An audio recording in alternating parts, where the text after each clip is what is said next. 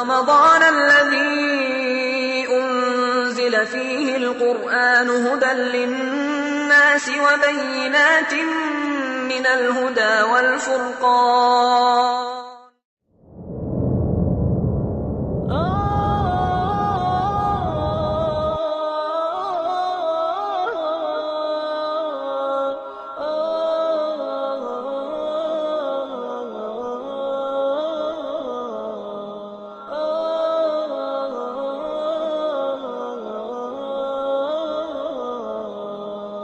يا حامل القرآن قد خصك الرحمن بالفضل والتيجان والروح والريحان.